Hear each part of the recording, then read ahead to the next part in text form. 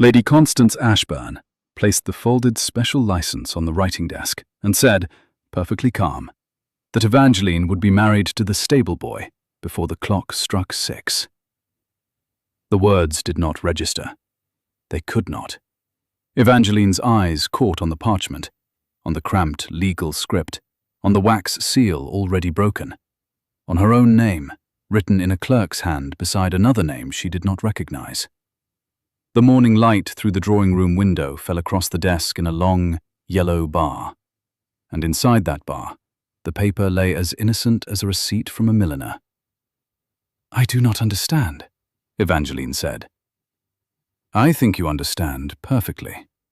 Her stepmother was smiling. The smile did not move above her cheekbones. "Lord Moresby made me a gracious offer. You refused him. You made a scene at the Pulteney ballroom and have, apparently, developed a talent for humiliating this family. I have spared you the necessity of refusing again." "By—" Evangeline's throat closed. She forced it open. "By marrying me to a servant. By marrying you to someone who will never again cost me an invitation." Lady Constance tapped one finger against the license, light as a pianist striking a single note. "His name is on the paper. I had the clerk write it in for you. The village priest will arrive at the chapel at 5:30. You will be dressed. You will be punctual. You will, at last, be useful." Evangeline stood very still. She had learned the trick of stillness at 13, the first winter after her father's death, the first time Lady Constance had struck her across the mouth for correcting her French.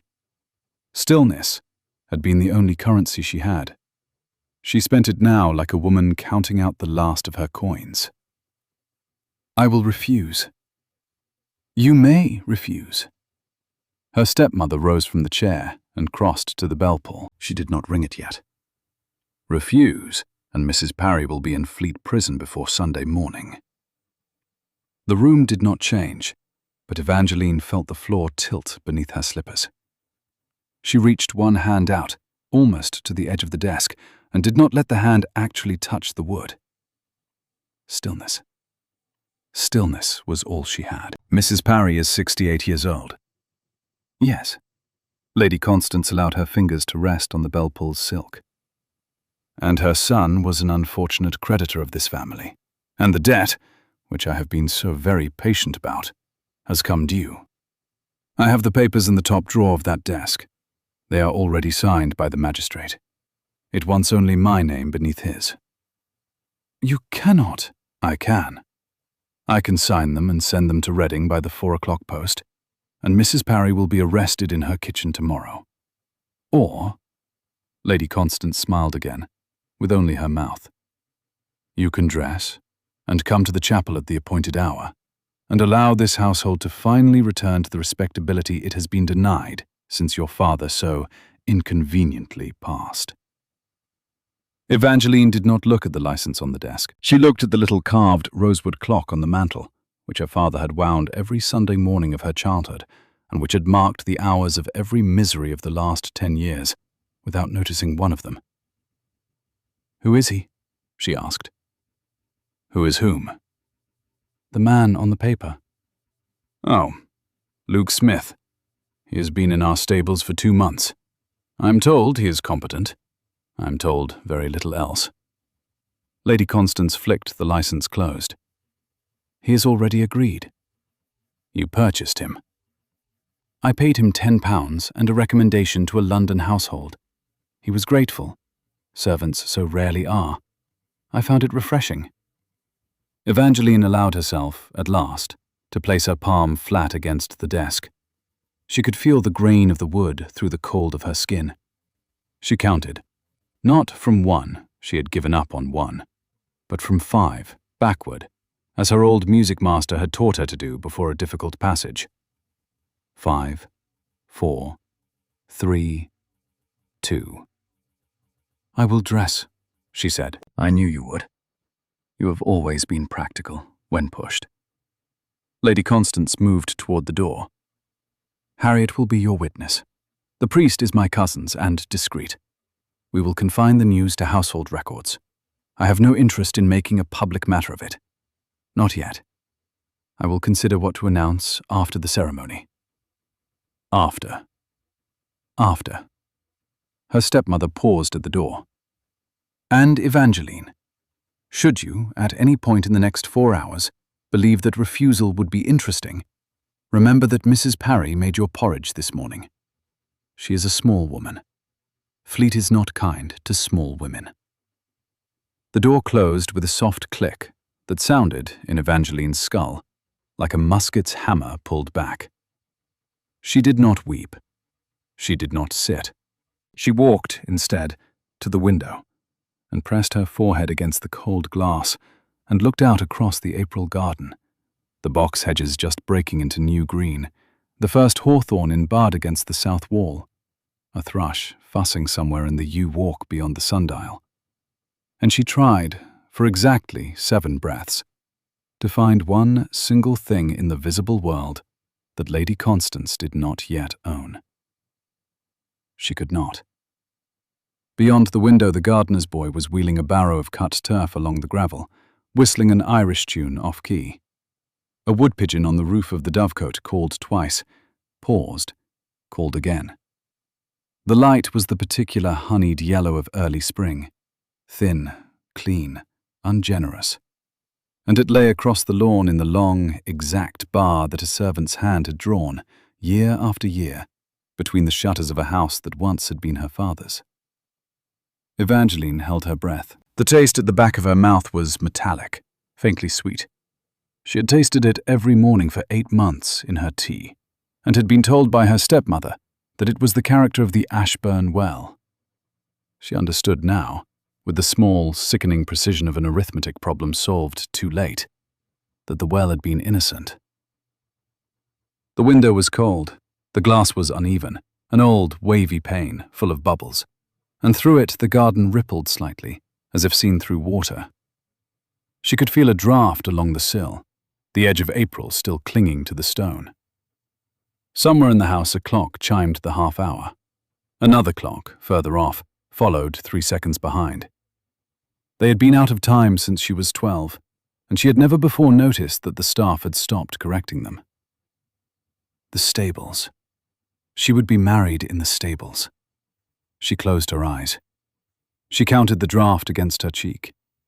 She counted the thrush. She counted, under her breath, from 5 backward to 1, and then from 5 backward to 1 again.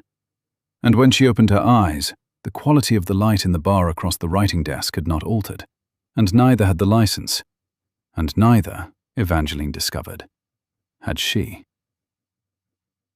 She walked to the chapel at 5:20 through the gravel court that ran along the south side of the stable yard, because it was the shortest way, and she had promised herself she would not stretch the hour. The sun was still above the elms. Its light fell in long, slanted planes across the gravel, warm where it reached her shoulders, cold at her hands.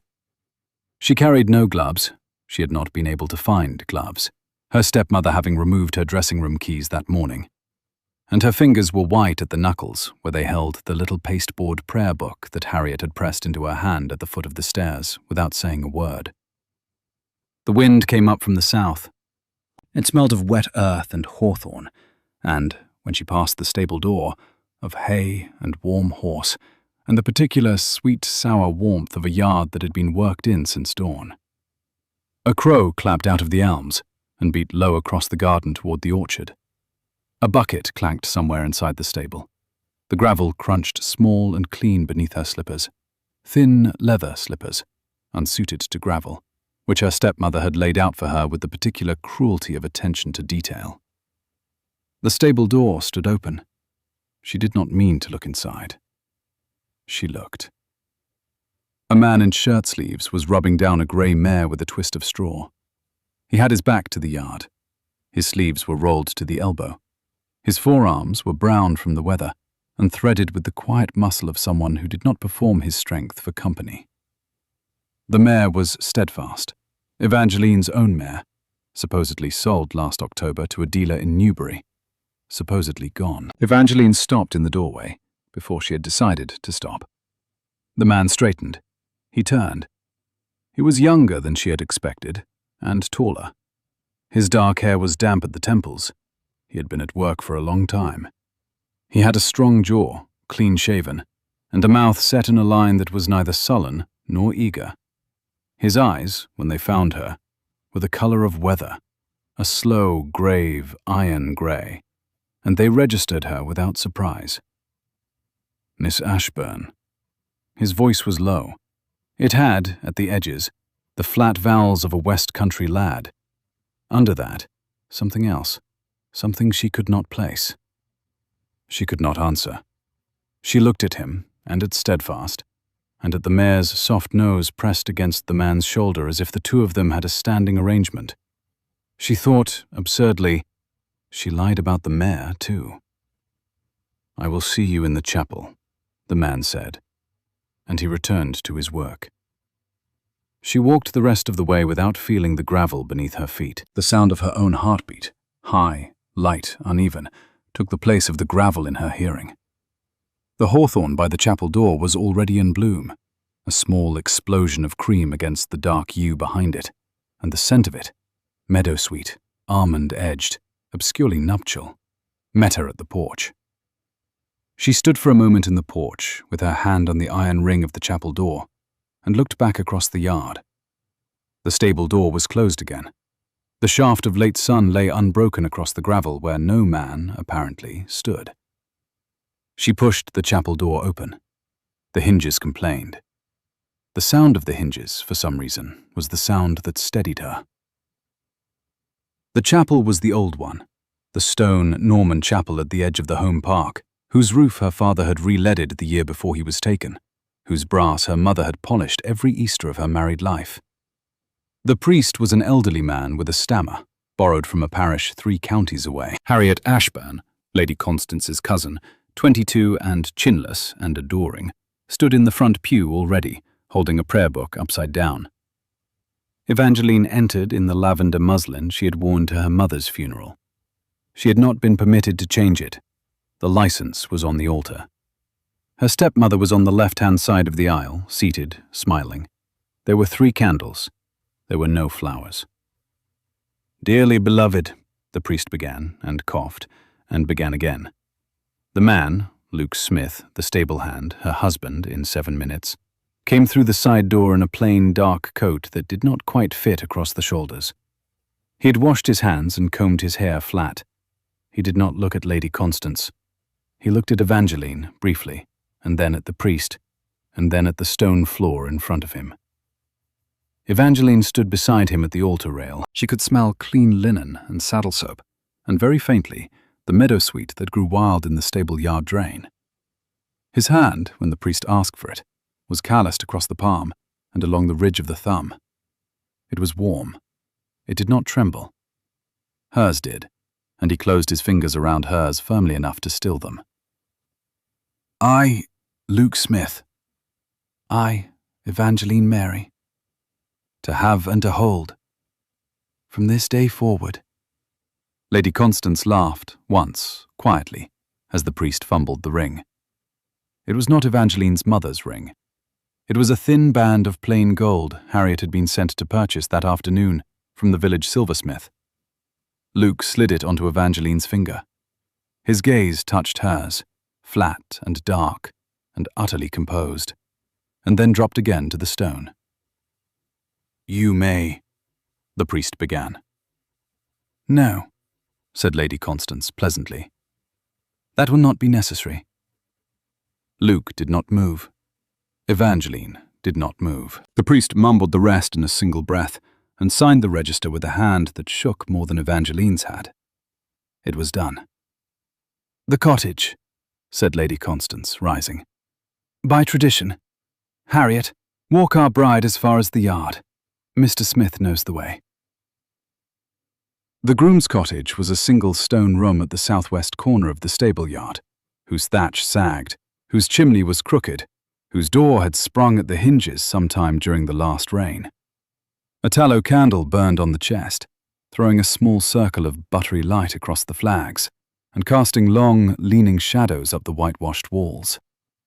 A narrow iron bed was pushed against the far wall beneath the only window, and on the bed, someone, Harriet probably, smirking, had turned down the coverlet and laid a sprig of hawthorn across the pillow. The sprig was still fresh. 2 white petals had fallen onto the linen. The air smelled of cold stone and old smoke, and faintly of the horse harness oil that had been kept in the cottage for the last 10 years. A single joint of ham hung from a hook in the ceiling, wrapped in muslin, forgotten. The floor had been swept, but only recently, and in the far corner, a small damp patch on the flags marked where a kitchen maid had been hurried over her work. The single window was narrow, set low, and admitted the last blue of the April evening in a thin band across the foot of the bed. Evangeline entered first. Luke closed the door behind them. He did not lock it. He did not look at the bed. Evangeline turned to face him. She had been practicing the sentence for the last hour in her head. "I will not sit." His voice was not low now. It was not country flat. It was the voice of a man who had given orders to other men and watched them obey. She blinked. She did not, for a moment, understand what language the word belonged to. "Sit, Evangeline. On the edge of the bed, please. I need to look at you." She sat, because the command was given with too much precision to refuse. He did not sit beside her. He knelt. He took her left hand, the one with the cheap new ring on it, and rolled the wedding dress sleeve back to her elbow. His fingers found the pulse at her wrist. His thumb pressed, lightly, against the inside of her forearm, checking the color of the vein. "Your pulse is too slow," he said. "Your pupils are dilated. You have a tremor at the thumb. Have you been sleeping?" "What?" "Have you been sleeping, Evangeline?" "No, badly, for months." "Since you returned from Bath?" It was not a question. She stared at him. "Who? Look at me." He did not raise his eyes. He was still watching the pulse in her wrist. "Your stepmother has been putting foxglove in your tea. A small dose, not enough to end you. Enough to keep your heart slow and your head foggy and your will pliable. I began swapping the tin in small increments a fortnight ago, and in full this morning. You have been drinking chamomile and chamomile alone since the small hours of today. In 72 hours, you will be entirely clear." She tried to draw her hand back. He let her. "Who are you?" He rose to his full height at last. The stoop of the stable lad was gone from his shoulders. He was, she had not seen this before, because she had not been permitted to see him at all, nearly half a foot taller than she was. He stepped back from the bed to give her space. He clasped his hands behind him at parade rest. The plain, dark coat that did not quite fit him was suddenly the only uniform that made sense. "My name is Lucas Edmund Winterbourne," he said. "I was christened at the cathedral at Salisbury on the 11th of October, 1796. My father was the 9th Duke of Winterbourne. He was taken 4 years ago. I am the 10th. Her hand fell into her lap. The candle guttered. A thin gust of wind found its way under the sprung door and moved the flame sideways. The room's shadows leaned and righted themselves against the whitewashed wall. Somewhere in the stable yard, a horse shifted its weight against a wooden partition. The cottage chimney, cold and unused, exhaled a quiet breath of soot that fell, almost imperceptibly, onto the stones of the hearth. "Your Grace," he said, quietly, looking at her. "I apologize for marrying you in a false name. We can correct the register when you are well enough to stand, and to answer questions about whom, precisely, you consented to marry. I will not touch you tonight. I will not touch you any night you have not asked me to. But you are, as of a quarter of an hour ago, the Duchess of Winterbourne, and I thought you ought to know before your stepmother's next dose of tea arrives in the morning." Evangeline could not speak. Every thought she had ever had about her own future collapsed inward, quietly, like a house folding into its own chimney. She had known, within the last hour, that she would be a stable boy's wife. She had known, within the last 30 seconds, that she would not. In between, her life had rearranged its furniture, and now she sat in the middle of an altered room with no idea which wall had moved. Outside, the mare, steadfast, not sold to Newbury after all, whickered softly against the stable wall, as if she too had been part of this for longer than anyone had told her. The April evening had cooled. The last blue band across the foot of the bed had deepened to an ink-dark indigo. The candle's flame steadied. The small room held its breath. He did not move from where he stood. He waited. He had the patience of a man accustomed to standing in cold rooms for reasons other men did not understand. "You are mad," Evangeline said, finally, because it was the only sentence her mouth could manage. "I have been called worse by more competent persons." He reached inside his coat and withdrew a folded paper, which he laid on the lid of the chest, where the tallow candle guttered. "My commission as the 10th Duke, signed and sealed. You may read it in whatever light you prefer. I would offer you better light, but the cottage has none, and the candle is mine." "If you are—" Her voice caught. She cleared it. "If you are a duke, Mr. Winterbourne, what in the name of every saint are you doing in my stepmother's stables, rubbing down my mare?" "Your mare." Something warmed briefly at the corner of his mouth, and was gone. "I wondered when you would notice." "Answer me." "Blackmail," he said. The word dropped between them like a stone into a well. "Your stepmother has in her possession a letter." He spoke quickly now, without decoration, like a man reporting to a superior officer. "A forged letter, written on genuine Winterbourne paper, in a reasonable imitation of my father's hand. It claims that he fathered an illegitimate child with your stepmother's late sister, Felicia. It is an elaborate lie. My father was at Malta the month the child was supposedly conceived, and the Admiralty can prove it. But your stepmother has been threatening my mother with its publication for 9 months. She has demanded £30,000, payable in 3 installments, with a letter of credit on the firm of Coutts in November." "My 30,000? "The first installment is due the 1st of June. My mother is 63 and ill with a weak heart. If that letter were printed in the London papers, she would be in her grave by Michaelmas. I know this. Your stepmother knows this. She has built the entire extortion on that certainty." Evangeline placed one hand flat against the counterpane. She looked at the crooked chimney. She looked at the paper on the chest. She did not look at him. "And you came here," she said, "to steal the letter?" "To find it, yes, and to identify whoever helped her forge it. There was a clerk in my father's London household who disappeared last summer. I believe he wrote it, and I believe he is long since in the ground. I've been working as a stable hand for 64 days. I've searched 32 rooms of this house under various pretenses. I have not yet found the original. I suspect it is kept on her person." "Why did you not simply have her arrested?" "On the accusation of a dowager duchess who cannot testify without confirming the lie exists. Your stepmother is not a clever woman, Evangeline, but she has been extraordinarily careful about that one letter. My magistrate in Reading requires the original to act." "So you waited?" "So I waited." He did not look away. "And then I saw you." She looked at him at last. "I came back from Bath in February," he said. "You came back from Bath in February. You walked across the courtyard on the afternoon of the 14th, wearing a grey pelisse and carrying a music folder, and a kitchen maid met you at the door with a cup of tea, and I watched you drink it. I watched you again 2 hours later. The pallor, the tremor, the slowness of the pupils. I knew the signs.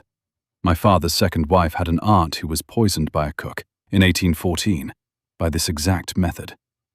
The cook hanged for it. I went to the kitchen that evening and tasted the tin. I tasted the chamomile.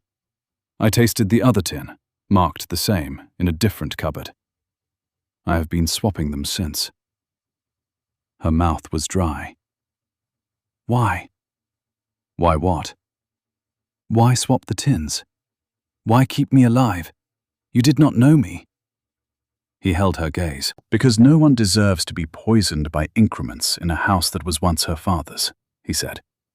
"And because, Evangeline, I did not know you, and then I watched you across a courtyard for a fortnight, and after that it would have been inconvenient to stand by and watch you die." He said it as a man reported weather. No softening, no apology. She found she could not look away. "The marriage," she said. "Explain it." "She meant to cheapen your name, hers too, but she would pay that cost to ruin you. She meant to isolate you legally. Once you had married a servant, any claim you might have made on the Ashburn estate as your father's daughter would dissolve. Once you were in this cottage, she could poison you openly, and the household would assume the grief of an unequal match. I could not stop her announcing the match. She had the license by noon yesterday. But I could volunteer. For £10 and a character recommendation. For my name on that license." He nodded once at the paper. "I am, as of 5:30 this afternoon, your lawful husband in the record of every assize in the kingdom. I am lawfully on these premises.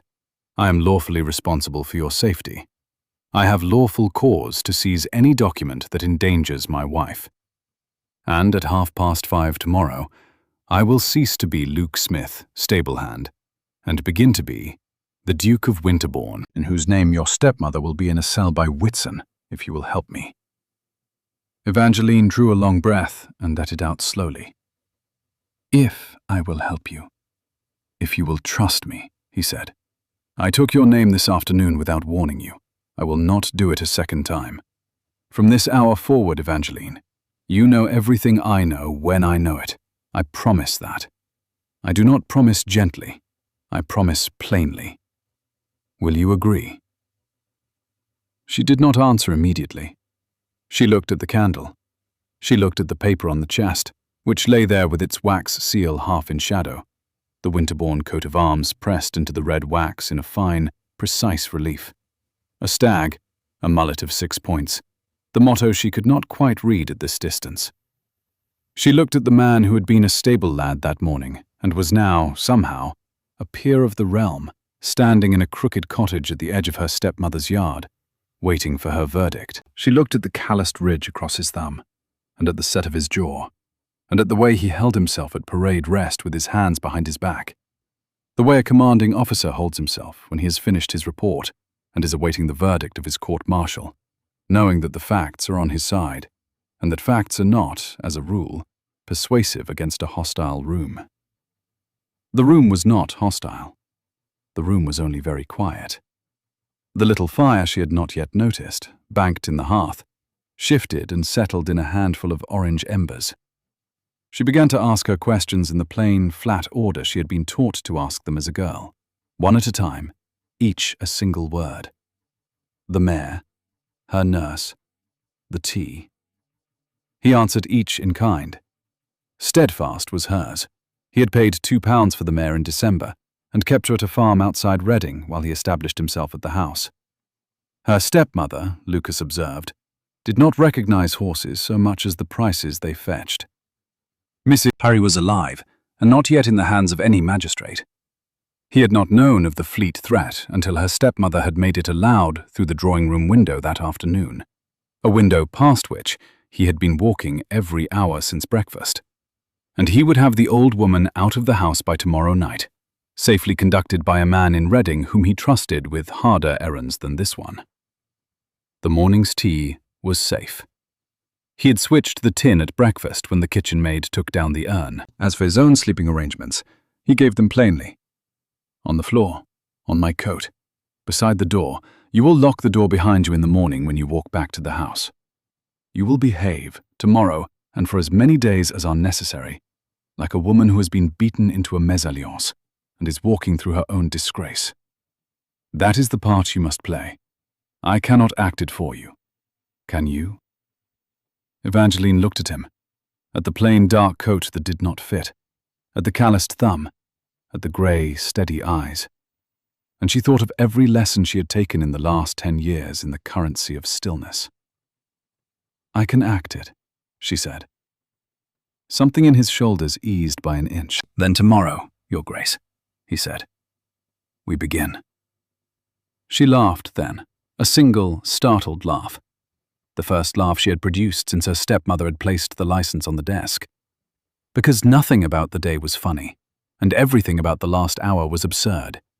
And the absurdity was, at last, on her side. "Do not call me that," she said. "Not yet. It is not a title I have earned." "You will earn it by Tuesday fortnight," he said. "I have watched you count your breaths when you were afraid. I have watched you keep your hand from trembling on the altar rail. You will wear Winterbourne as if it had waited for you. The question is whether Winterbourne will be worthy of you. And on that point, my reservations are exclusively about the Duke." She looked at him. The candle flickered. "Good night, Mr. Winterbourne." "Good night, Miss Ashburn." And he lay down, without further ceremony, on the stone floor beside the door, with his coat rolled beneath his head, one hand resting lightly on the hilt of a blade she had not seen him carry. She did not sleep until after the dawn chorus. When she did sleep, it was a sleep without dreams, the first such sleep in 2 years. In the morning she walked back to the main house alone, as instructed, and composed her face into the expression her stepmother would expect, a white-faced, trembling, shocked young woman who had endured the unendurable and would endure more of it before the week was out. It was not difficult to compose. Much of it was true. The house seemed different in the dawn light, as if some quantity of its hostility had thinned overnight. The front hall, black and white marble, a pair of grim portraits of Ashburn uncles who had fought Marlborough's campaigns, a long mahogany case clock that had kept perfect time under her father's stewardship and gained 11 minutes a day under her stepmother's, received her with its habitual cold. A maid, carrying a coal bucket, passed her on the back stairs, curtsied without meeting her eyes, and hurried on. A footman in the passage wished her good morning and looked at his shoes. The household had begun to understand that something had been altered by the wedding, though no one could quite have said what. Evangeline understood perfectly. Her name was no longer her own. Her identity had been reassigned, without ceremony, to a duke asleep on a cottage floor with a blade under his head. Her stepmother did not yet know this. No one in the house knew this, except a steward with a key in his desk and the elderly ghost of Mrs. Parry who made bread in the kitchen and, Evangeline suspected, had known many things for many years that she had never been asked about. Lady Constance met her in the breakfast parlour with an air of critical satisfaction, the way a housekeeper surveys a freshly scrubbed fireplace. "You are punctual," her stepmother observed. "I had hoped you would be. Harriet, pour your cousin a cup of tea." Harriet, who had been feeding bread to the little terrier under the table, rose to pour. Evangeline accepted the cup. She looked into the pale brown liquid and was entirely certain, in a way she could not have explained, that Lucas, the Duke, her husband, had switched this cup's leaves as well. The certainty was not a thought. It was a pressure at the back of her neck, as if another pair of eyes had steadied themselves there from outside. "I trust," said her stepmother, "that the night passed without incident?" "The night passed. I do not require details. I require the acquiescence of your manner in company. You will take the dog-cart to church on Sunday. You will sit in the family pew. You will acknowledge no one who speaks to you, and you will speak to no one. I will describe the marriage, when the matter becomes public, as a painful necessity. The household will support that story, because the household depends on my goodwill. Am I clear?" "Yes." "Good." Lady Constance returned her attention to the newspaper. "You may go. Your Smith will be kept in the stables. The cottage will, henceforward, be locked during daylight hours. I will consider, in a week or so, whether to discharge him, and where to pack you." Evangeline rose and curtsied. It was the curtsy her governess had taught her at 8, the curtsy of a young lady addressing an elder woman of superior station, correct to the inch, full of the poison of pure manners. Lady Constance, who had never in her life noticed poisoned manners, did not notice these. Evangeline left the breakfast parlour and, in the passage outside it, allowed herself one breath. One. Then she walked on. She did not see Lucas that morning. She saw Steadfast when she passed the stable yard on her way to post a letter to an aunt in Yorkshire who had not answered her in 3 years and would not answer her now. The mare's nose pressed against her shoulder through the half-door, soft and warm and damp at the nostrils. The mare's breath plumed white in the April chill. A single wisp of grey mane caught on Evangeline's lavender sleeve and remained there after she had walked on, a small grey thread against the lavender that she did not at first notice and then refused to remove. Evangeline put her face against the mare's jaw and breathed her in, the smell of warm horse and hay and, distantly, leather soap, and remembered that her father had brought Steadfast home in a snowstorm when Evangeline had been 14, slipping and cursing on the gravel, his face red, his delight ridiculous. He had paid 7 guineas for the mare, and had negotiated that price down from 11 by the simple expedient of making the Newbury horse dealer laugh. Evangeline had been standing in the doorway of the front hall in her nightdress when he arrived, her mother behind her in a red shawl, and her father had tramped across the marble in his wet boots and said, perfectly serious, "I bought you a mare, Eve, and she is neither beautiful nor fast, but she is kind, and if I have taught you anything, it is that kindness in a horse will outwalk speed by 4 miles to 1. She had been 14. He had been 49. He had had, she realized only afterward, a little more than 2 years. "I am glad he kept you," she whispered into the mare's neck. "I am glad one of us still has her." Behind the stable wall, 3 feet from where she stood, a grey-eyed man listened to that whisper, and carefully, deliberately, did not move. They met properly, as conspirators, not as bride and groom, on the 10th afternoon of the marriage, in the library. The library was a long, low-ceilinged room on the north side of the house, with 3 tall sash windows, a green baize carpet, a fire screen embroidered by her grandmother in 1798, and, along every wall to the ceiling, the unbroken spines of a collection that Evangeline's father had accumulated over 20 years with more enthusiasm than discipline. Milton's next to novels, Gibbon beside a broken set of Hume, a 6-volume treatise on Italian drainage, shelved beside the poems of Cowper because, her father had said, both were essentially concerned with wetness. A ladder on brass rails ran the length of the south wall. A globe of the world, its Russian territory slightly flaking, stood in the corner under a bust of a Roman emperor who had, for reasons no one could recall, been labelled Dryden. The room smelled of old leather and cold ashes, and the beeswax her mother had used on the reading table. Lady Constance was at Reading, inspecting a new carriage horse. Harriet was out paying calls. The housekeeper was in the still room. Evangeline, who had been instructed to remain in her bedroom, had instead carried a work basket into the library and sat down at the table nearest the south window, with a half-pretended piece of embroidery. The window looked out over the rose walk, where the hawthorn of 4 days ago had fully unfolded now into untidy cream clouds. The primroses along the gravel had begun their second flush. A thrush, possibly the same thrush, was arguing with a robin in the yew. Evangeline drew 3 stitches of violent blue thread through a handkerchief her stepmother would never admire. At 2:15, Lucas came in by the garden door in his stable-hand's coat, closed it behind him, and dropped into the chair opposite hers without a greeting. He observed that she looked better. Her eyes were focused, he said. Her colour had returned to the right side of the spectrum. He glanced at the embroidery and informed her, evenly, that the stitching was extraordinarily bad.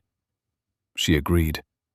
It was intended to be extraordinarily bad, she explained. A competent lady's embroidery invited comment. Incompetent embroidery required none, and she had been practicing the incompetent variety for some years. He called her a menace, then corrected himself. She had told him not to call her Duchess in this house, and took the correction with the small, silent amusement of a man who accepted authority only when he liked its source. He leaned back in his chair. He did not lower his voice. No one could hear them. The passage door was closed, the garden door was closed behind him, and Lady Constance's gig would be audible 3 minutes before it reached the gate.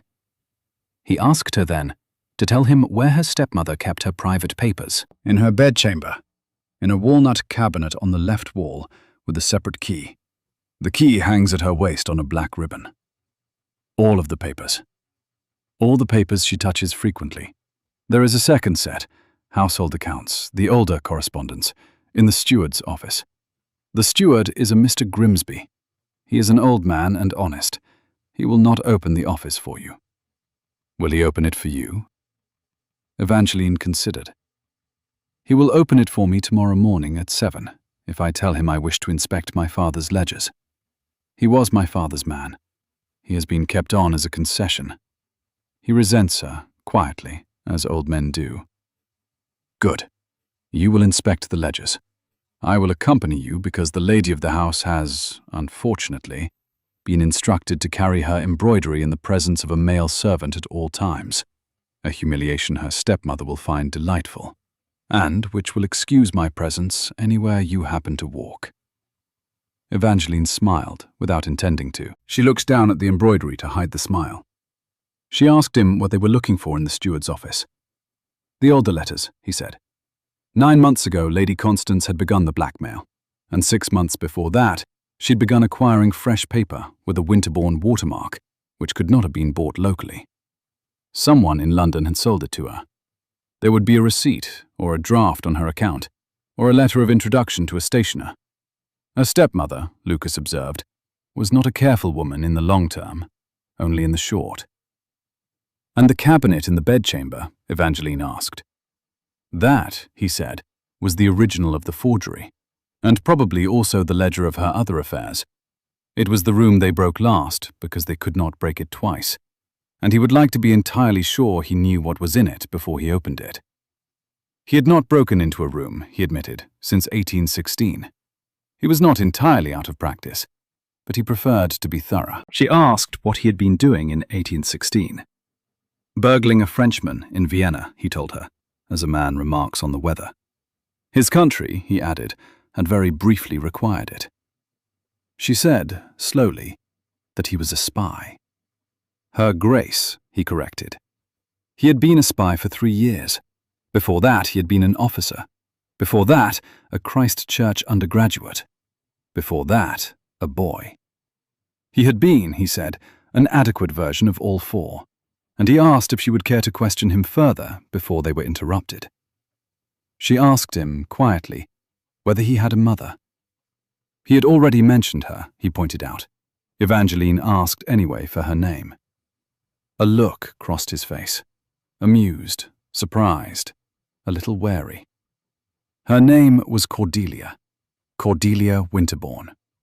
Dowager Duchess, 63 years old, kind, failing, easily frightened of public scandal, and not easily frightened of anything else.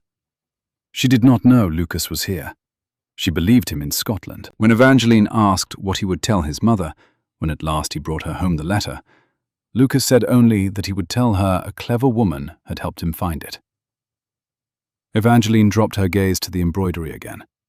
She set the needle and lifted it, set it and lifted it. She did not trust her mouth. Evangeline. Yes.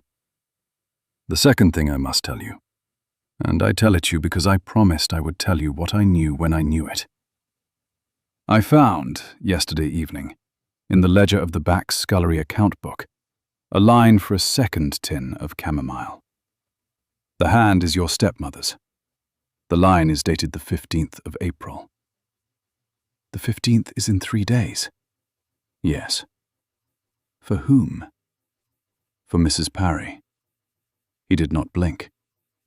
She intends to silence her nurse on Saturday, not for any strategic reason, I think she is simply tidying up. Mrs. Parry knew your mother. Mrs. Parry has been asking questions about the silver. Mrs. Parry is inconvenient." Evangeline's hand went still on the needle. She did not drop it. She did not gasp. She set it with great care down upon the linen, and folded her hands in her lap, and looked across the table at her husband. "We remove her tonight." "Tonight," he agreed. They did not speak of the plan in the library. Lucas went out again by the garden door. Evangeline returned to her bedroom by the servants' stair, the embroidery held before her like a shield. She passed, in the upper passage, Lady Constance's lady's maid, a sour woman called Mab, and did not meet the woman's eye. She sat on her bed and counted her breaths. 5, 4, 3, 2. Saturday. Foxglove. Mrs. Parry. 5, 4, 3. She did not weep, because weeping would have required her mouth and her lungs, and both of those were still full of the sentence, "My stepmother intends to silence my nurse on Saturday." And Evangeline could not afford to waste any part of either on grief. She could grieve on Sunday. She rose at 9:30 that evening, when the house was quiet, dressed in her oldest riding habit beneath her nightdress, so that she might shed the nightdress quickly, and sat in the window with the candle out and the curtain drawn, and waited for the signal. The signal came at 11, a low whistle, thin as a woodcock's call, from the yew walk below the window. She went down the back stair. She did not take the candle. She did not take her prayer book.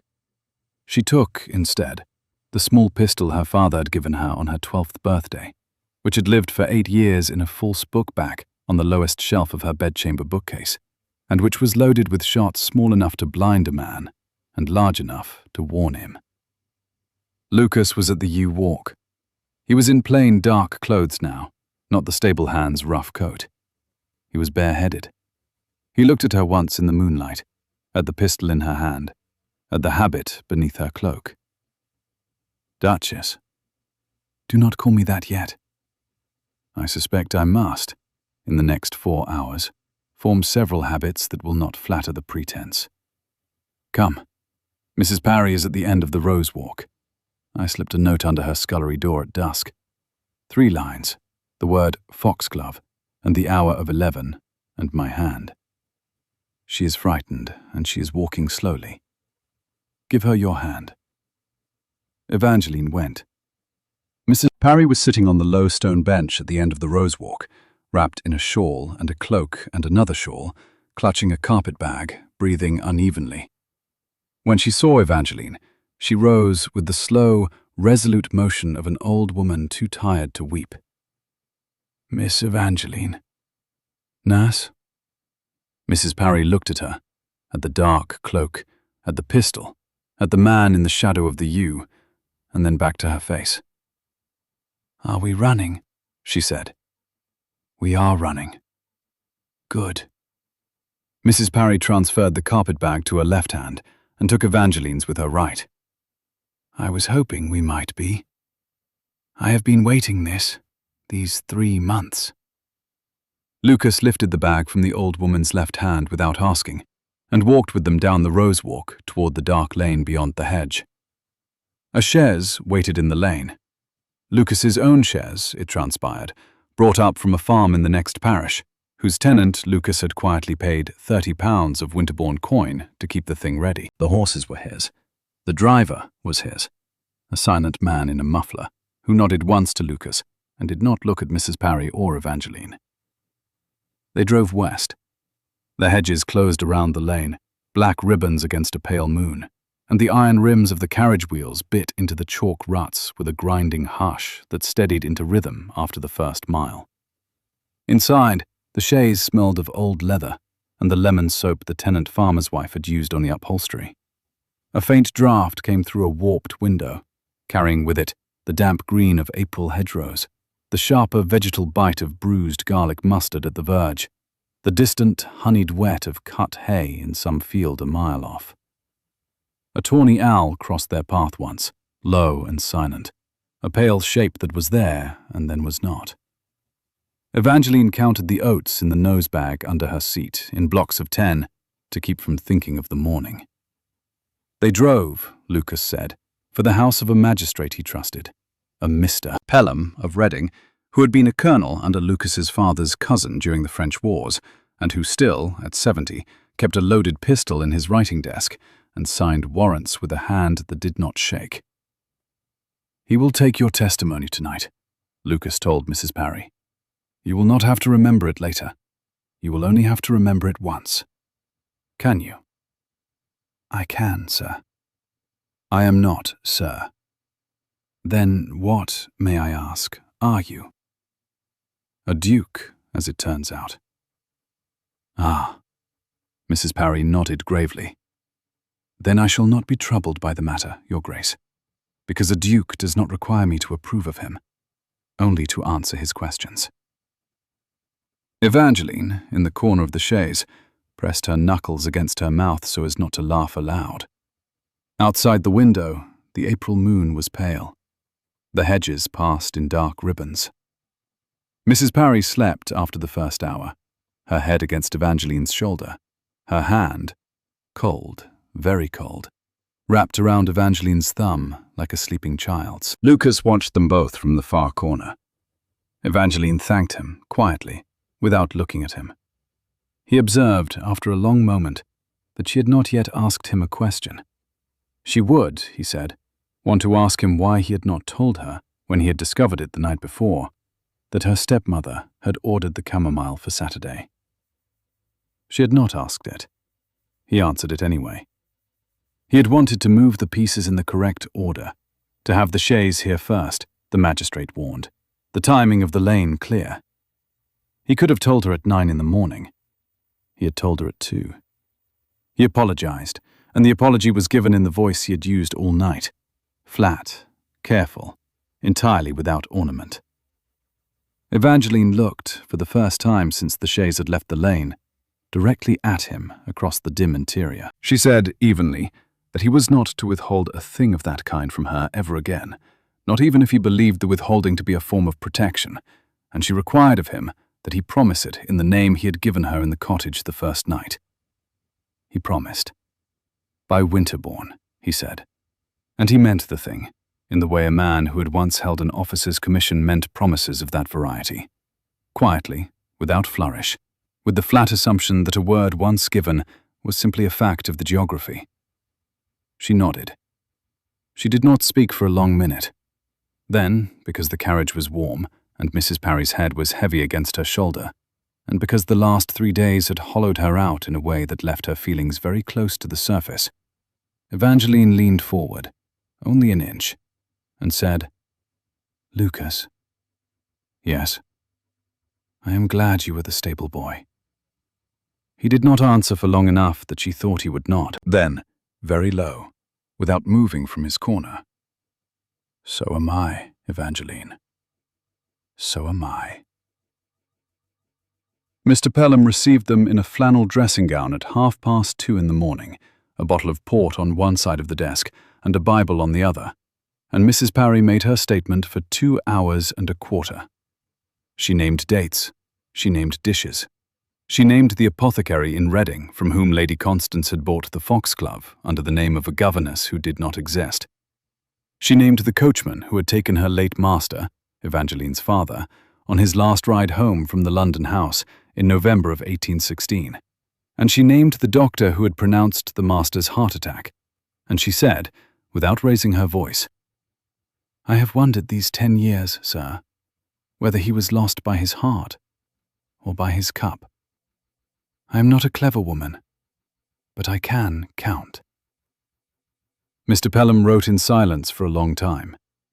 When Mrs. Parry was finished, he closed the book. "Your Grace," he said to Lucas, "I have sufficient for a warrant against her ladyship's person by Monday morning. I will require the original forged letter for the forgery count proper, and for the conspiracy count against her accomplices, the coachman of 16, the apothecary at Reading. The poisoning of the nurse alone would not convict a gentlewoman in this county without another living witness. 2 witnesses make it simple." "I shall have the letter," said Lucas, Before Sunday. Before Sunday. I give you my word. A duke's word will do. Mr. Pelham rose. Mrs. Parry, you will sleep in my wife's dressing room for the remainder of the night. My wife is a tolerant woman and will forgive me for it. Your Grace, I assume, will return to his stables? He will. Good luck, Your Grace. Thank you, Colonel. They drove back in the first grey light. Evangeline sat beside Lucas now. Mrs. Parry left behind, warm, safe. One of Colonel Pelham's maids already rising to make her breakfast. And neither of them spoke for the first 3 miles. Then Lucas, who had been staring out the window at the hedges, turned and looked at her, and said that he was going to kiss her once before they reached the gate, and then he was going to put her back in her bedchamber and return to the stable yard, and the kiss was going to have to last them until all of this was done. Evangeline told him she had never been kissed. Ah, he said, and in the pale first light of the morning, his grey eyes had gone almost silver, and he said he would try to be careful. She asked him, quietly, not to be careful. He was not careful. It was brief. It was warm. It was neither sweeping nor decorous. His mouth found hers and stayed there for 4 heartbeats, long enough for her to feel the texture of his lower lip, the warmth of his breath, the faint taste of the peppermint Mr. Pelham had poured into his port, and which she had not expected. And then he drew back, slowly, as if he were memorizing her mouth the way one memorizes a street one may not walk down for years. Put that somewhere safe, Duchess. I shall not be able to put it anywhere at all. Even better. The carriage turned in at the lane. He climbed out at the stable gate. He did not look back. Evangeline walked the last 100 yards to the house alone through the dawn light, the shot pistol a small weight at her pocket, her mouth still warm. The library was locked the next morning. Lady Constance had returned from Reading at midnight in a foul mood, and had required fresh tea and fresh linens and fresh grievances, and had ordered the library door locked after breakfast on the pretext that Miss Evangeline must not be permitted to exhaust herself with reading. The steward's office, however, was not locked. Mr. Grimsby had the key in a chain at his waist. Evangeline presented herself at the office door at 7, with Lucas in his stable hands coat 2 paces behind her, as the wife had been instructed to be accompanied by her menial husband at all public moments, and Mr. Grimsby, who had trained her in the Ashburn quarterly accounts when she was 15, opened the office to her without a word. Miss Evangeline. Mrs. Smith, now, I believe, Mr. Grimsby. I shall not recognize that name, Miss Evangeline, if it is all one to you. It is entirely one to me. Very good. The older ledgers are in that chest. The letters, your father's private correspondence with his London solicitors, are in the cabinet on the left. I have been told not to open that cabinet. The key is in my desk, 2nd drawer, under the inkwell. I am about to step out to inspect the dairy. I shall be absent for precisely 40 minutes. Evangeline looked at him. He did not quite meet her gaze. Mr. Grimsby. Miss. Thank you. I have hoped, Miss Evangeline, that someone might begin to ask these questions. I am glad it is you. He stepped out. He closed the door behind him. Lucas went at once to the cabinet on the left. He had the lock open in under a minute, a twist of wire, a pressure of thumb, a soft catch. He did not speak. He had the air of a man at a task he had done many times before. He did not allow himself to be distracted by the room's contents, the late Viscount's pipes, the stuffed owl in the corner, the little watercolour of Evangeline's mother at 15 pinned above the mantel. He went to the cabinet and opened the cabinet and began to read. Evangeline watched his face. 4 minutes. 6. He pulled a slender bundle of folded letters from a leather folio, glanced at 2, nodded once, tied them again with their cord, and slipped them into his coat. He opened a second folder. He took 2 receipts. He closed the folio. He closed the cabinet. He locked the cabinet. He stepped back. "We have the stationer," he said, "and the first of the receipts she paid for the forgery. Now the original. The bedchamber cabinet. Yes. Tomorrow night, while she is at the assembly." "Tomorrow night." He nodded. "She will be out from 7 until midnight. Harriet will go with her. The lady's maid, Mab, will be in the servants' hall from 8 to 9, because the cook's son is returning from Oxford, and the kitchen will drink his health. That is our window. An hour, possibly 70 minutes. I will go with you." "You will?" He looked at her. "I had begun to assume you would." "Good." She shook out her skirts. "I hope you did not imagine, Your Grace, that I intended to sit in this house and embroider badly. I imagined you would embroider even worse while doing other things simultaneously. I have revised upward each morning. Try not to be charming. It undercuts my ability to pretend to be terrorized." "Noted, Miss Ashburn." Mr. Grimsby was returning from his dairy inspection, which had gone well. The cows, he reported in his mild, quiet way, were thriving. Evangeline thanked him and walked out of the office with her work basket over her arm, and her husband 3 respectful paces behind her. And, in the passage, she let herself, 1 second, not 2, smile, which was a thing she had not done unattended in the house of her stepmother in a very long time. She spent the remainder of the morning, and most of the afternoon, walking around the garden with Harriet, who did not stop speaking about a new bonnet and a cousin in Bath, and a problem of the right quantity of ostrich feather, and Evangeline, who was entirely unable to think, found the uninterrupted flow of Harriet's nothing to be strangely restful. She counted dandelions. She counted the buds on the hawthorn. She counted the number of times Harriet said the phrase, "the most absolute torment," in a single sentence. 7, and did not feel the afternoon pass at all. The sun set at 20 past 7. The house was lit at 8. At 9 she climbed the stairs to her bedchamber, carrying a cup of chocolate she did not intend to drink, and set it, precisely, on the marble top of her washstand. She stood at the window for a long time. The moon was 3 days past full, and hung slightly lopsided above the yew.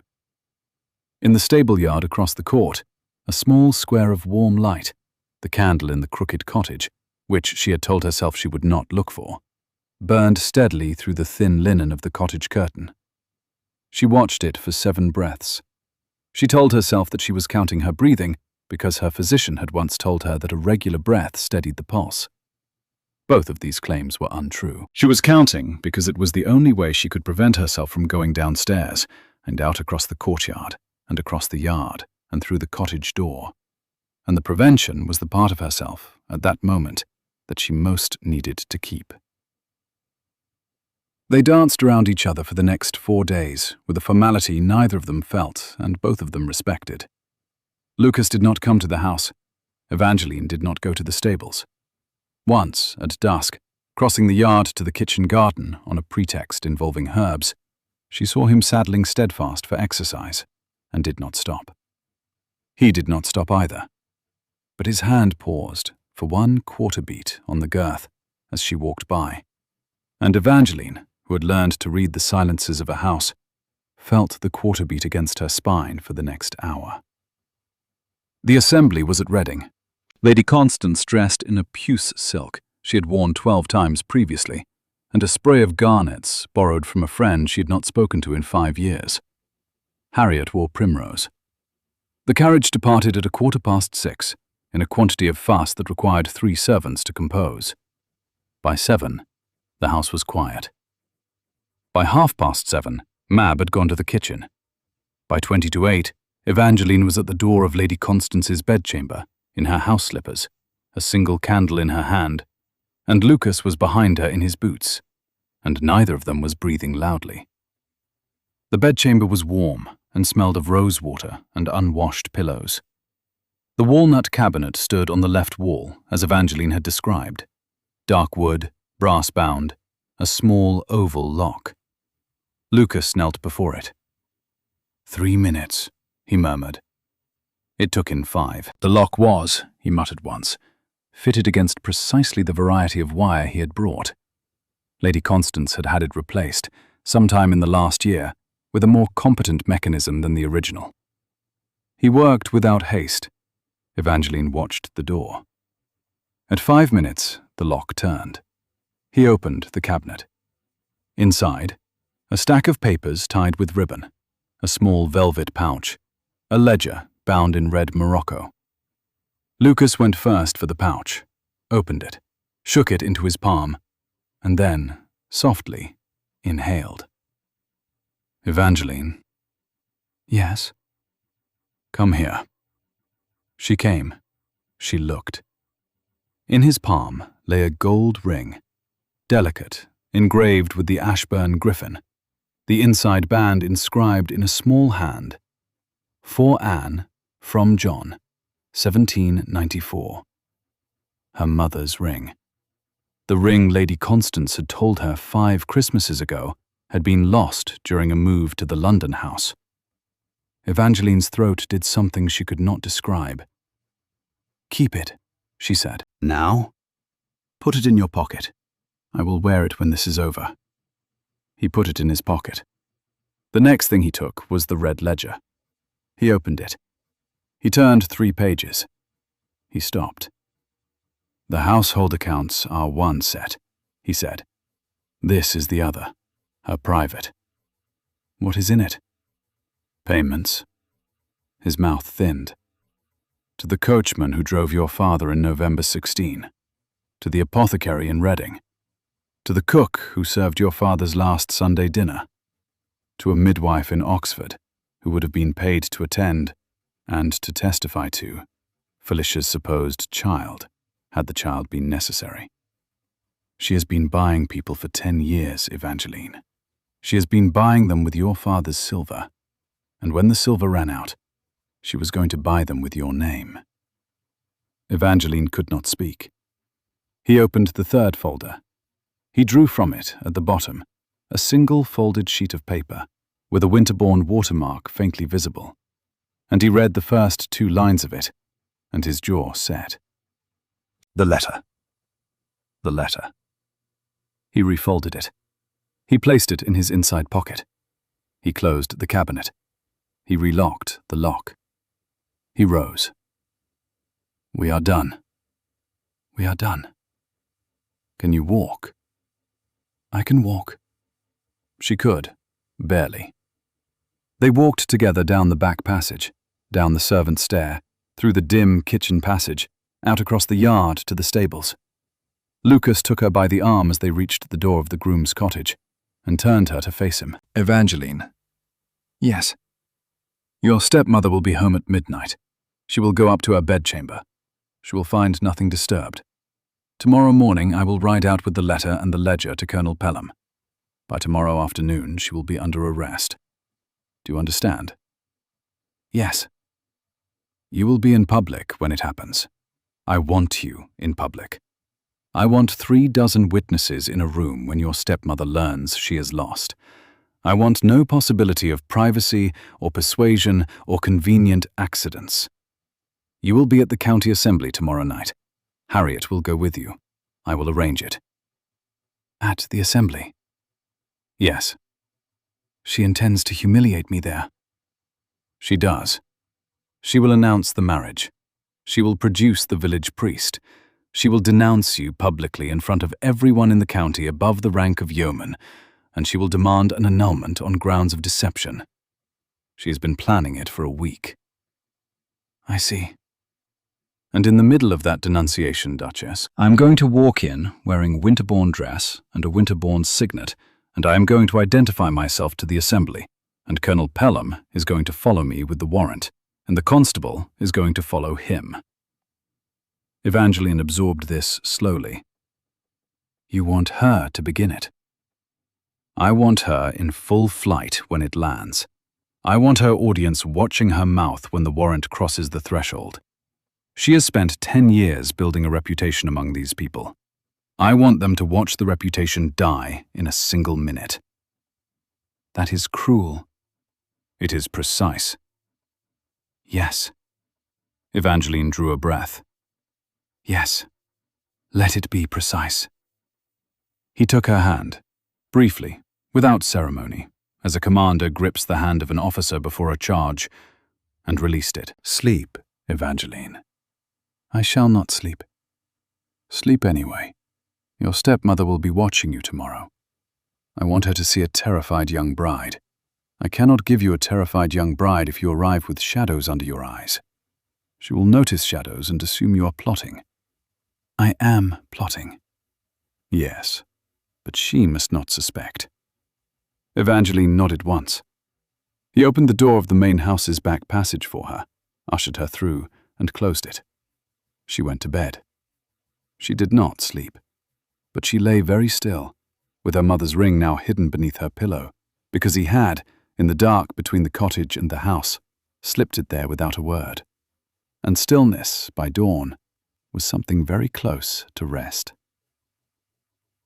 The Reading County Assembly Ball was held in the upper rooms of the Pelham Arms. Yes, Mr. Pelham's family had been a Reading family before they were a magistrate's family, and by 8 o'clock the floor was full of local gentry sweating through the quadrille under a crystal chandelier that had last been washed in 1817. The heat of 70 bodies rose to the plaster ceiling and condensed there in long, dim stripes between the gilded panels. Wax from the chandelier's 3 dozen candles dripped onto the head of Sir Arthur Dewy's nephew, who had been positioned, as every year, directly beneath the most profligate of them. A footman circled periodically with a small silver shield to intercept the wax. The musicians, a first violin from Oxford, a pianist from Reading, a cellist, whose name was always announced differently in the programme, occupied a raised dais at the far end of the room, their music stands decorated with posies of primrose. The air tasted of candle grease, of a sweet young lady's orange water perfume, of the particular vegetable note of 70 people who had walked upstairs in silk stockings on a warm April evening. Lady Constance arrived in puce silk and her borrowed garnets at 8:15. Harriet wore primrose. Evangeline, by her stepmother's arrangement, wore a severe grey silk that was intended to make her look like a convalescent widow. She wore, additionally, at her wrist, the small shot pistol in a silken reticule. Lady Constance placed her at the edge of the ballroom beside the pianoforte and stepped forward into the room with the genial assurance of a woman who was about to do a good evening's work. She worked the room carefully for the first 3/4 of an hour. She greeted Lady Mornay. She spoke at length to Sir Arthur Dewy. She acknowledged the vicar's wife. She waited. Evangeline could feel her waiting, for the room to thicken with enough witnesses to make the announcement land. At 9:15, Lady Constance raised her voice slightly, not shouting, only enough. "My friends, if I might beg one moment of your indulgence." The dancers slowed. The quadrille finished in a ragged bar. The musicians, at Lady Constance's signal, laid down their instruments. "I must," with a heavy heart, "announce a private matter which has become, by accident of our small society, a public one. My stepdaughter, Evangeline Ashburn, last Tuesday fortnight, married, without my consent, and in defiance of every rule of decency, a young man in my stables, a Mr. Luke Smith. He is, I believe, of Somerset.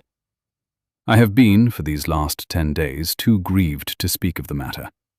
I speak of it now only because a persistent rumour, put about, I understand, by certain of my staff, has begun to suggest that this marriage was blessed and should be recognized, and that I myself—" She paused. She was a consummate performer. She let the pause stretch, was complicit. "I must, in simple defense of my own character, state plainly that the marriage was an elopement, conducted without my knowledge, that my stepdaughter has been under my roof these 10 days, not as a bride, but as a convalescent suffering from nervous exhaustion, and that the marriage, being an elopement of an heiress with a servant, is invalid by the terms of her late father's will, which forbids marriage below the station of gentleman without the trustee's consent, of which consent I am, to my sorrow, the living and only authority." The room was perfectly still. "I will not press an annulment upon her, if she will consent to withdraw from society permanently. I have a cottage in Cumbria. She may live there, privately, with an allowance of 100 a year. The matter ends there. I ask only, that no one of you extend to her in the days and years to come the hospitality you have, with such kindness, extended to me." Lady Constance turned slowly to Evangeline. "My dear," she said, "do you understand?" Evangeline stepped forward. She did not raise her voice. She never raised her voice. She had given up the habit at 13. "I understand you perfectly, stepmother," she said. "I have understood you perfectly for some years. May I speak?" "I did not invite you to—" "I shall speak." Evangeline turned to face the room. "Ladies, gentlemen, some of you knew my father. One or two of you, I believe, knew my mother. My father was Viscount Ashburn. He was taken from us in November 1816 on the Oxford Road in his own carriage, the 7th day after he first complained to Mrs. Parry, our nurse, of a pain in his left arm and a strange taste in his morning chocolate. My stepmother had been married to him 3.5 years. Lady Constance said sharply, "You will not!" "I shall. Mrs. Parry is at this moment in the house of Colonel Pelham, the magistrate, whose home many of you know. She gave a statement to the colonel at 3 in the morning on the 13th of this month. In that statement, she testified that the cook serving my father his last meals was paid by my stepmother the sum of £12 on the 8th of November and the sum of £8 on the 15th. £12, ladies, is a great deal of money for a cook. The cook in question left this country for Ireland on the 23rd of November of that year and has not since returned." A murmur, small, uncertain, began in the back of the room. "In the 9 years since my father's death, my stepmother has sold the following from this house: the Ashburn silver, the second Van Dyck portrait, my grandmother's pearls, my mother's pianoforte, which many of you admired at the breakfasts my father used to give, and the grey mare my father brought home for me in 1812, which he had paid for personally, and which was entered in the estate book under my personal name, and not under the estate's. She has, additionally, in the last 9 months, attempted to extort £30,000 from the Dowager Duchess of Winterbourne by means of a forged letter which I have in my possession tonight. And she has, in the last month, attempted to poison me slowly with an infusion of foxglove in my morning tea. I have the tin. Colonel Pelham has my testimony and that of Mrs. Parry." Lady Constance had turned, slowly, visibly, a colour very close to the puce of her dress. "This is," she began, This is a demented girl, ladies and gentlemen, who has—" "No," Evangeline looked at her. "This is the daughter of John Ashburn, and I would like, before I go any further, to introduce to you the gentleman I married on the 3rd of April in our family chapel, before the eyes of a priest and of my cousin Harriet, and whose name my stepmother intended tonight to use against me." She did not turn. She did not need to. The doors at the far end of the ballroom opened. Lucas walked through them. He was not in a stable lad's coat. He was in a blue evening coat of extraordinary fit, white breeches, a white neckcloth tied with a precision Evangeline had not been permitted to witness until this moment, and boots that had been polished by a valet. He wore at his throat the Winterbourne diamond, a stone the size of a robin's egg set in silver, which had been worn to every coronation since 1714. He wore, on the smallest finger of his left hand, the Winterbourne signet. He walked up the length of the ballroom. He did not hurry. He did not look at Lady Constance. He stopped in front of Evangeline. He bowed to her, a full, formal bow, deep, unhurried, and offered her his hand. "Your Grace." "Your Grace." He straightened. He turned, at last, to the room. "Ladies and gentlemen, I am Lucas Edmund Winterbourne, 10th Duke of Winterbourne. I married Miss Evangeline Ashburn in her family chapel on the 3rd of April, under a license, the drafting of which was paid for, with some difficulty, by her stepmother. I did so in the name of Luke Smith, because, at the time, I was employed as a stable hand in Lady Constance Ashburn's household, investigating a series of crimes which, thanks to my wife's cooperation and Colonel Pelham's patience, have now been fully established. Colonel Pelham is in the doorway behind me. The constables of Reading are in the passage behind him. Lady Constance Ashburn, madam, you are under warrant for the poisoning of Viscount Ashburn in 1816, the attempted poisoning of Miss Mary Parry on the 15th of April of this year, and the forgery of the Winterbourne letter. I suggest that you cooperate. The room is full, and you would not enjoy the further indignity of a chase. Lady Constance drew breath to answer. She did not. Colonel Pelham, the magistrate, appeared at the far doorway in a dark coat, cleared his throat, and began to walk down the line of the ballroom with the measured pace of a man who had arrested more competent criminals than this one, and would arrest more after her. Lady Constance sank, white-faced and stiff-spined, into a chair that Sir Arthur Dewey, without looking at her, pushed forward with his foot. Harriet Ashburn fainted on the primrose satin. No one caught her. She landed softly. The constables took Lady Constance out by the side door at 9:47, according to the clock above the orchestra, which Evangeline watched with a fixity she did not know she possessed. When the door had closed, there was a silence of perhaps 3 breaths. Then Sir Arthur Dewey, who had known Evangeline's father, turned to the orchestra and said in a voice of unruffled command, "A waltz, please."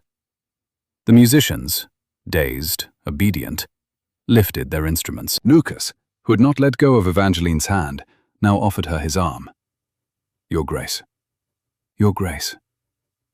They walked out onto the floor. He danced, Evangeline discovered, exactly as he did everything else. With competence, without flourish, and with a focus upon his partner that made the rest of the room irrelevant. His hand was steady at her waist. His other hand cradled hers as carefully as if her bones were made of the crystal of the chandelier. Halfway through the second circuit he murmured, against her temple, "If you faint, Duchess, I shall be very disappointed." "I have no intention of fainting. Harriet has claimed the privilege for us both." "I noticed. I shall remember her sacrifice." "Lucas." "Yes." "I have not thanked you." "Nor should you. You owe me no thanks for removing a murderess from your breakfast table.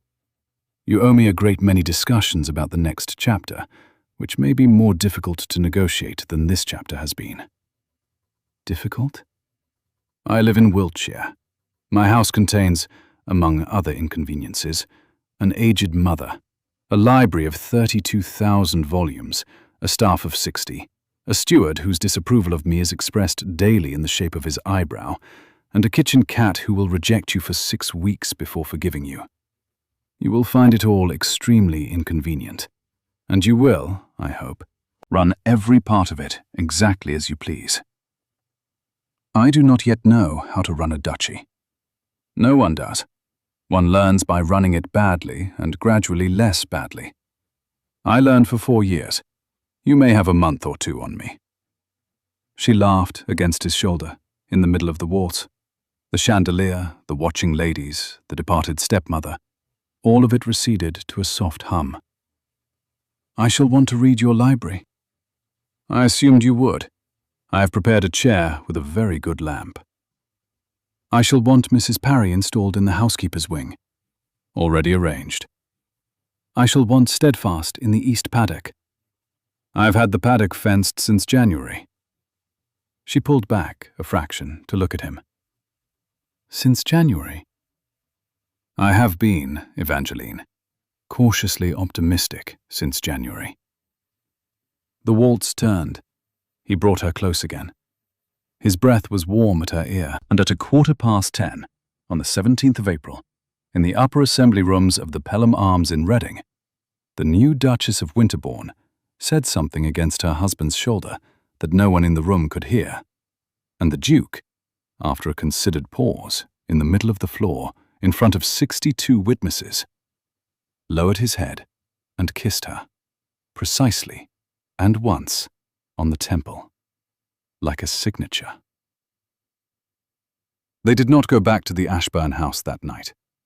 Lucas had taken rooms at the Pelham Arms, 2 suites joined by a private sitting room, because the Duke of Winterbourne could not afford to be seen to occupy his wife's room in public before the society that had, 3 hours previously, believed her an impostor. Propriety had to be performed for 6 weeks at least. Then it could be returned to the attic, in which the Duke habitually kept it. Evangeline sat in the sitting room in her grey silk, her hair half down, her slippers off, her feet drawn beneath her on a silk-covered settee, and drank a small glass of brandy Lucas had poured for her without asking. The fire had been laid an hour earlier by a chambermaid who had curtsied 5 times on her way out of the room. The coals had settled now into a deep red glow, and the copper bed warmer by the hearth caught the firelight like a second, smaller sun. A single lamp on the card table threw a circle of amber onto the blue wool of the carpet. The sash of the window had been left open a hand's breadth. Through it came the small, cool sound of the April town. A carriage on the high street, a dog under a stable door, a church bell chiming 1/4 midnight with the particular slow dignity of a country town going to bed. She said, experimentally, that she was a duchess. Lucas agreed she was. She said she did not yet know how to sign her new name. He told her she would practice. His mother would teach her. And his mother had 13 variations of the signature and a favorite for each day of the week. Evangeline lifted her glass and turned the firelight inside it. She said, slowly, that she had not thought about a mother-in-law in any practical sense. Lucas told her that his mother would adore her, that he had been writing to the Dowager since the 14th of February, that the Rose Suite on the 2nd floor had been under preparation since the 17th, and that his mother would certainly cry when she met her, because it was his mother's habit, and Evangeline was not to be alarmed by it. Evangeline turned the brandy glass in her fingers. She said his name. He waited. She reminded him, quietly, without looking up, of the promise he had made in the cottage on the first night, when he had said he would not touch her until she asked. He said he remembered. She asked if he had meant it. He said he had meant it. She asked if he still did. Every hour of every day since, Evangeline. You have only ever had to ask. She set the glass down on the small table beside the settee. I am asking, she said. He crossed the sitting room in 3 strides, knelt on the floor before the settee, for the second time in their marriage, for the second time in her life, and took her face between his hands. His thumbs grazed the line of her jaw with the same careful attention he had once used to test her pulse. He did not kiss her yet. He looked at her as a man who had waited a great distance for a thing and was determined not to hurry the arrival. Her name, when he said it, came out quietly. He asked her to say it again, and she did. She asked him, please, Your Grace, to touch her. I love you. His voice was low, very low and quite steady. I ought to have said it 11 days ago in the carriage. I ought to have said it 3 days ago in Colonel Pelham's drawing room. I ought to have said it tonight, on the floor of the assembly in the middle of the waltz. I was waiting for you to be free. You are free. I love you. She told him then that she loved him too. He began to say something else, the conditional form of a husband's warning, the old cavalry officer's voice resurfacing in his throat, and she cut him off with her own terms, set out plainly, in the manner of a steel rose drawing up the treaty of a peace she intended to keep. If she ever changed her mind, she would inform him. If he ever withheld a truth from her again, she would poison his tea. The rules of the marriage were simple, and they would not become complicated. Noted, Duchess. He kissed her. Not once, not briefly, not carefully, with, at last, the full weight of every week in which he had not permitted himself to kiss her at all. Her hands found the back of his neck. The brandy glass, untended on the small table, caught the firelight and threw it across the wall in a slow amber stripe. After a long time, a very long time, she found her mouth again. She said his name into the hollow of his shoulder, and, when he made a small, inquiring sound against her temple, she told him, quietly, that she did not know how to be a duchess. He drew back at that. His hand was warm against her cheek. His voice had, she noticed for the first time, gone, at the edges, slightly rough. She had been being a duchess for 11 days, he told her. She had been being a duchess since she was 13. She counted her breaths when she was afraid. She refused to lower her voice and refused to raise it. She embroidered badly on purpose and rescued old women from murderers in her nightdress. She was, he said, in every bone of her body, the Duchess of Winterbourne. The name caught up. It always did. It had taken him 4 years. She would take 5 minutes, because she was cleverer than he was, and had always been. He asked her then, very plainly, to come to bed. She came. 6 months later, on a morning of late autumn, when the beech leaves in the Winterbourne Park had gone the colour of her wedding ring gold, and the first frost was on the stable yard cobbles, Evangeline stood at the kitchen door of the restored Ashburn house in working dress and muddy boots, watching Mrs. Parry take a loaf from the oven.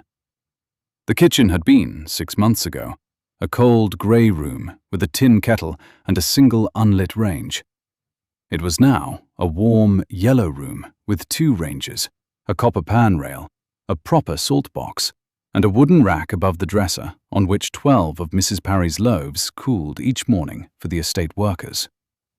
The flagstones had been relaid. The great beam across the ceiling, oak, blackened, sagging in March, had been jacked up by a cheerful pair of carpenters in June, and now ran level, hung with drying bundles of rosemary and sage and thyme. 3 whitewashed walls had become 4 whitewashed walls. A window that had been boarded over for 5 years had, on a warm morning in July, been reopened to the kitchen garden. Light fell now through diamond-paned glass onto the scrubbed pine table in a pattern that shifted with the wind in the apple tree outside. The apple tree was bare this morning. Its small, hard fruit had been gathered 10 days earlier and now filled 3 barrels in the cellar. A robin worked the frost-softened earth at its roots. The kitchen smelled of warm bread and the lavender Mrs. Parry kept in a green stoneware jar on the dresser because, she said, a kitchen without lavender was not a kitchen, merely a room in which one happened to cook. That is an astonishingly competent loaf, nurse. It ought to be. I've been making loaves in this kitchen since 1796. It would be a disgrace to the institution if I had not, in 30 years, learned.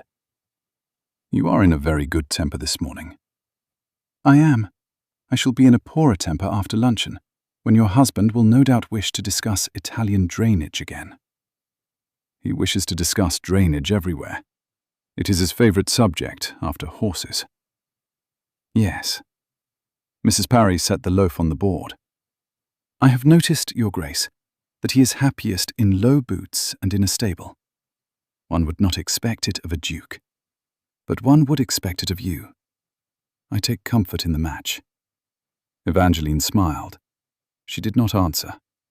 She took down the chamomile tin from the shelf, a tin that now contained nothing but chamomile, because the foxglove tin had been surrendered as evidence at the July assize, and measured out 2 spoons into the pot. 2 cups.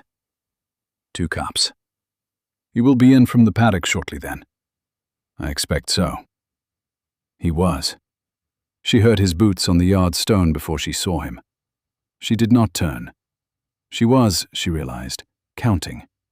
Not from 5 backward, which she had given up in April, but from 1 forward, which was a habit she was still learning and which suited her much better. Evangeline. Lucas. He came in through the kitchen door, mud on his boots, the smell of the stables on his coat. His grey eyes caught the kitchen light. His hand, the one she had memorized 11 days into their marriage, and had not since stopped memorizing, closed around her waist as he passed, light as a reminder. Steadfast, fold. She did not. She did. Colt. Dark brown, a white blaze. She is a grey, and the colt is brown, and the groom is shocked. I am not shocked. His sire was a bay. When? 40 minutes ago. I came to fetch you. Mrs. Parry, may we steal the loaf, or will you pursue us with a wooden spoon? I shall pursue you only as far as the threshold, your grace. Take the loaf, take your wife, leave me the kettle. They took the loaf.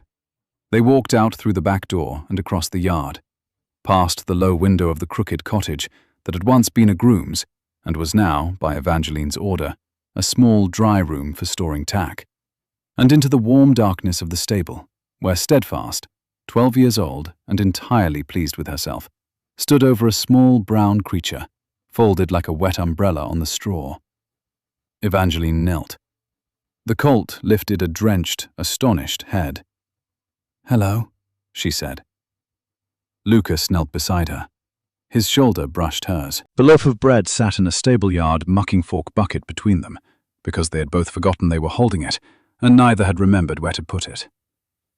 "Well, Duchess?" "Well, your grace." "What shall we call him?" She considered. She looked at the cot, and then at her husband, at the grey, steady eyes, at the calloused thumb resting light on the stall rail, at the man who had once rubbed down her mare in shirt-sleeves and said, without surprise, "Miss Ashburn." And she thought of a cottage in April, and a candle on a chest, and a single whispered word. "Grace," she said. Lucas laughed, quietly in his jest, a laugh she had heard 6 times now, and was in no hurry to stop hearing, and did not, for once, have the last word. If this story kept you company to the end, leave me one line in the comments, just the moment you exhaled, the moment you knew she'd be all right. I read every one of them, and if you'd like to stay for the next fire, the next cottage, the next Duchess, the bell below is warm, and I'll light another candle on Friday. Good night, friends.